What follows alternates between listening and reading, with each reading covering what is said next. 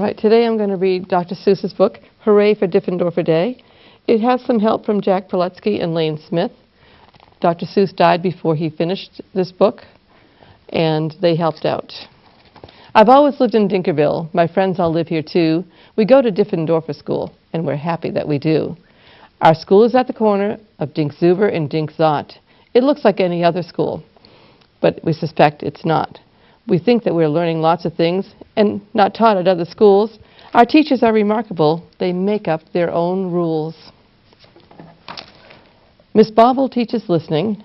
Mrs. Wobble teaches smelling. Miss Fribble teaches laughing, and Miss Quibble teaches yelling. Miss Twinning teaches tying knots in neckerchiefs and noodles, and how to tell chrysanthemums from miniature poodles. Miss Vining teaches all the ways a pigeon may be peppered, and how to put a saddle on a lizard or a leopard. My teacher is Miss Bonkers. She's as bouncy as a flea. I'm not certain what she teaches, but I'm glad she teaches me. Look, look, she chirps, I'll show you how to tell a cactus from a cow. And then I shall instruct you why a hippo cannot hope to fly. She even teaches frogs to dance and pigs to put on underpants. One day she taught a duck to sing. Miss Bonkers teaches everything. Of all the teachers in our school, I like Miss Bonkers best. Our teachers are all different, but she's differenter than the rest. We also have a principal. His name is Mr. Lowe. He's the very saddest man any of us know. He mumbles things like, are they learning this and that and such and such? His face is wrinkled as a prune from worrying so much. He breaks a lot of pencil points from pushing down too hard, and many dogs start barking when he mopes around the yard. We think he wears false eyebrows. In fact, we're sure he does. We've heard he takes them off at night. I guess we'll never know. But we know he likes Miss Bonkers. He treats her like a queen. He's always there to watch her when she's on the trampoline. There are many other people who make Diffendoofer run.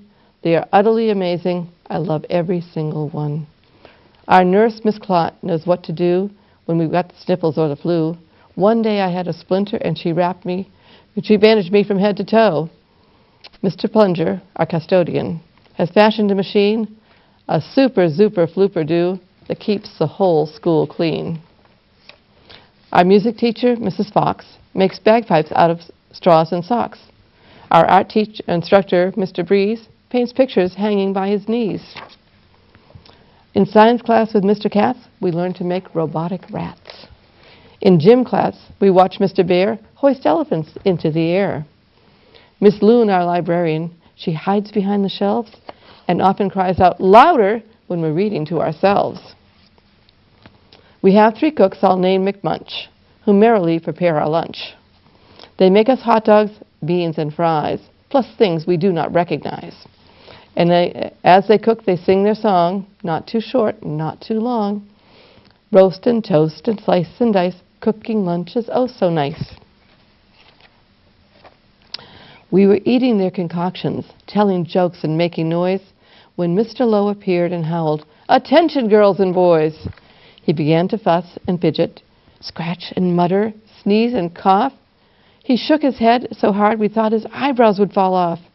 He wrung his hands, he cleared his throat, he shed a single tear, then sobbed, "I've something to announce, and that's why I'm here."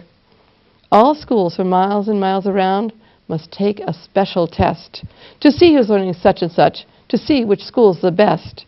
If our small school does not do well, then it will be torn down and you will have to go to school in dreary Flubbertown. Not Flubbertown, we shouted, and we shuddered at the name, for everyone in Flubbertown does everything the same. It's miserable in Flubbertown. They dress in just one style. They sing one song. They never dance. They march in single file. They do not have a playground. They do not have a park. Their lunches have no taste at all, and their dogs are scared to bark. Miss Bonkers rose. "Don't fret," she said. "You've learned the things you need to pass that test and many more. I'm certain you'll succeed. We've taught you that the earth is round, that red and white make pink, and something else that matters more, we've taught you how to think." "I hope you're right," sighed Mr. Lowe. He shed another tear. "The test is in 10 minutes, and you're taking it right here." We sat in shock and disbelief. Oh no, we moaned, oh no. We were even more unhappy than unhappy Mr. Lowe. But then the test was handed out. Yahoo, we yelled, Yahoo! For it was filled with all the things we knew. There were questions about noodles, about poodles, frogs, and yelling, about listening and laughing and chrysanthemums and smelling. There were questions about things that we'd never seen or heard, but yet we somehow answered every word.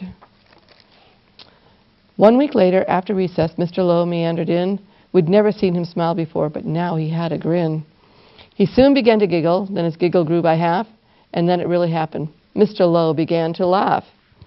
You've saved our school, he jubilantly roared. We've got the very highest score, and he wrote it on the board. Miss Bonkers did some cartwheels till her face turned cherry red. She bounded up to Mr. Lowe, and she kissed him on the head. Hooray, hooray, she shouted, I'm so proud I cannot speak. So she did another cartwheel, and she pecked him on the cheek. Ahem, coughed Mr. Lane. You all deserve a bow. I thus declare a holiday. It starts exactly now. Because you've done so splendidly in every sort of way, this day forever shall be known as Diffendoofer Day. And furthermore, I promise I won't ever wear a frown, for now I know that we'll never go to dreary Flubbertown. Then we held a celebration. There was pizza, milk, and cake.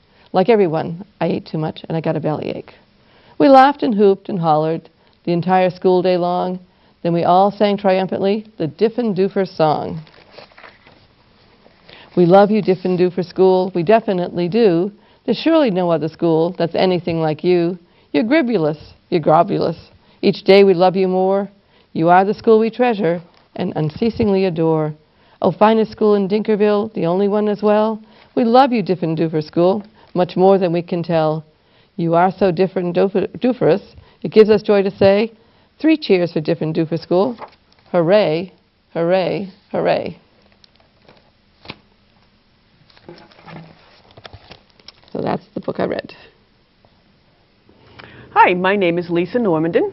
I work in the Lunenburg building department, and today I'm going to read Mr. Putter and Tabby Pour the Tea by Cynthia Rylant, illustrated by Arthur Howard.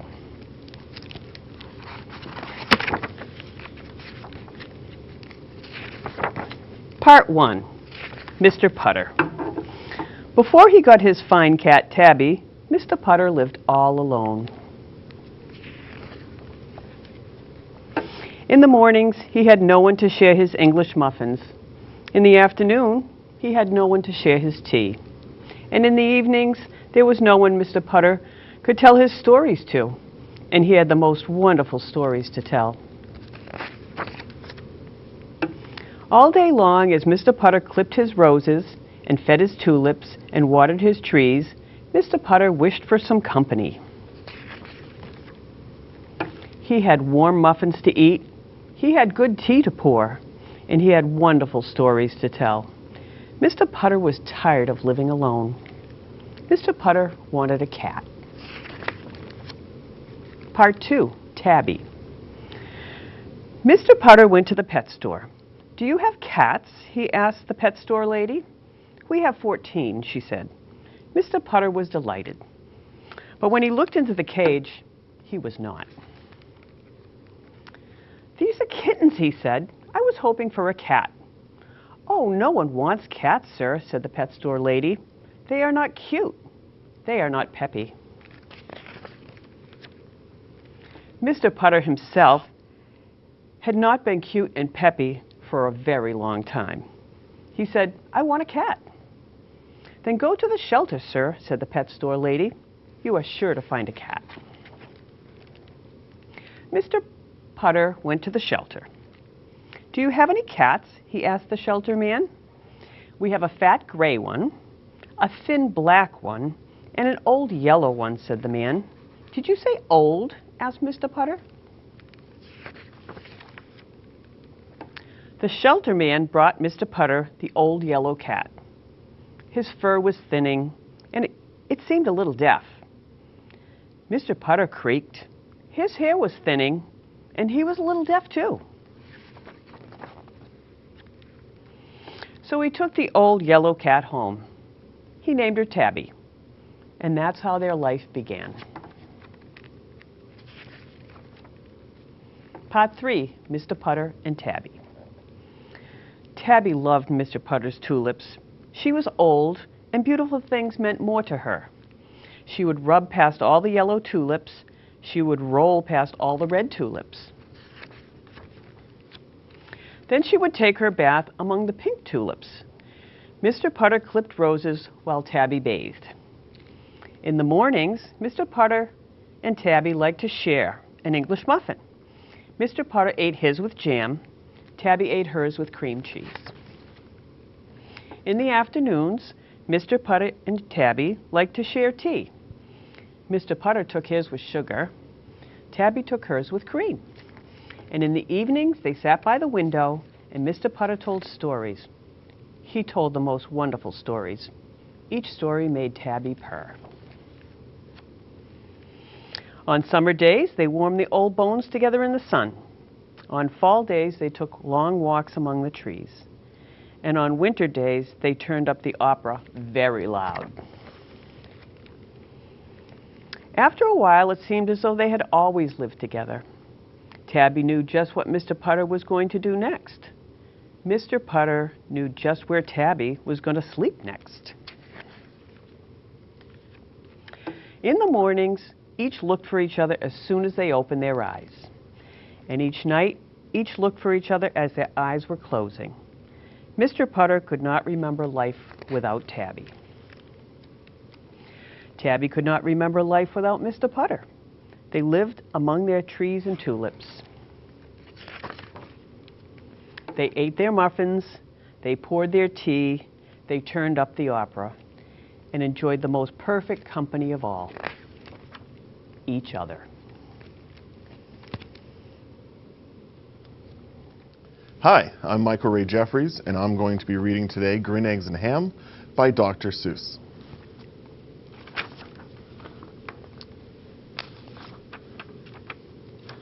I am Sam. Sam, I am.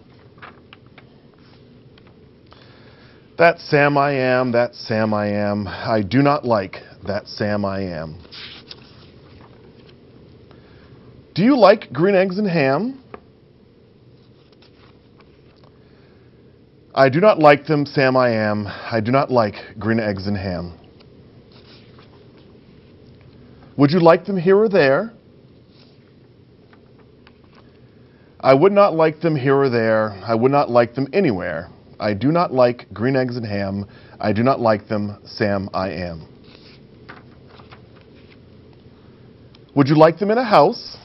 Would you like them with a mouse? I do not like them in a house. I do not like them with a mouse. I do not like them here or there. I do not like them anywhere. I do not like green eggs and ham. I do not like them, Sam I am.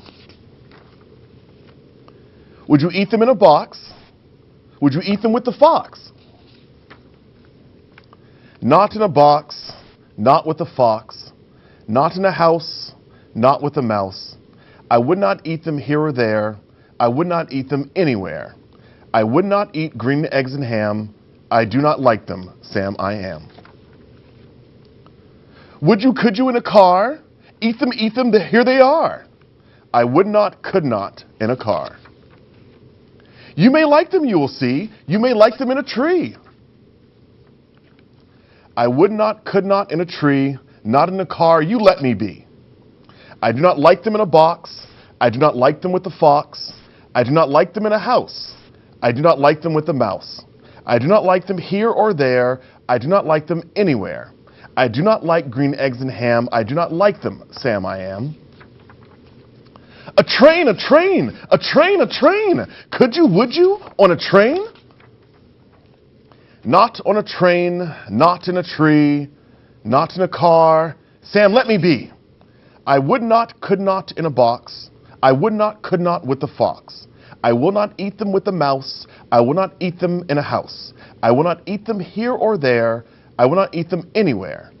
I do not like green eggs and ham. I do not like them, Sam I am.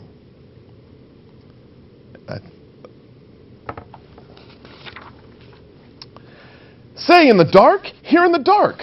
Would you, could you in the dark? I would not, could not, in the dark. Would you, could you in the rain? I would not, could not in the rain. Not in the dark, not on a train. Not in a car, not in a tree. I do not like them, Sam, you see. Not in a house, not in a box, not with the mouse, not with the fox. I will not eat them here or there. I will not eat them anywhere. You do not like green eggs and ham?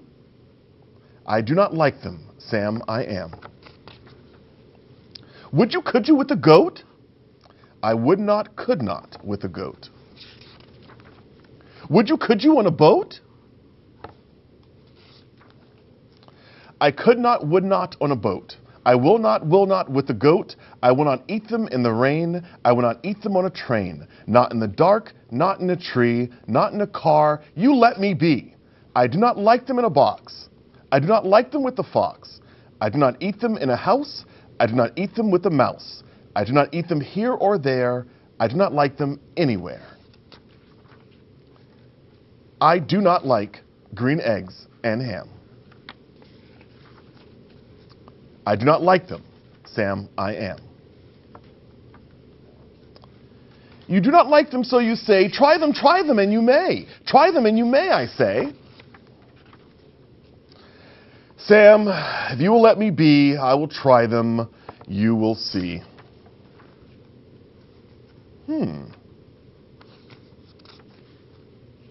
Say, I like green eggs and ham, I do.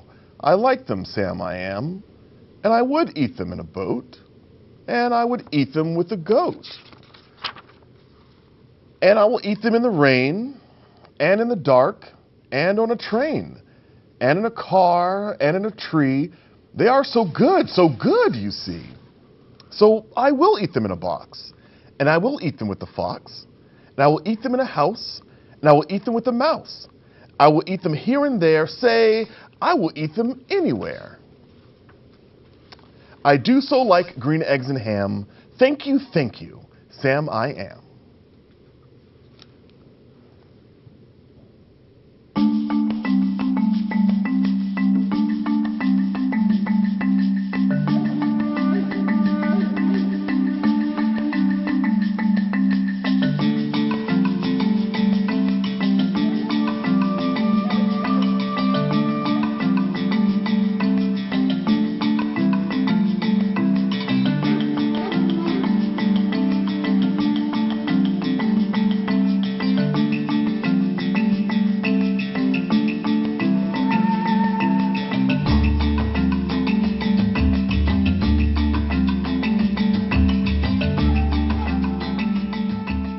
Thank you for watching Lunenburg Storytime, the books we love.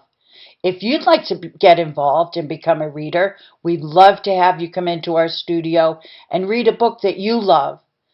Our contact information is lunenburgaccess@gmail.com. So send us an email today and let us know if you'd like to become a reader. Thank you.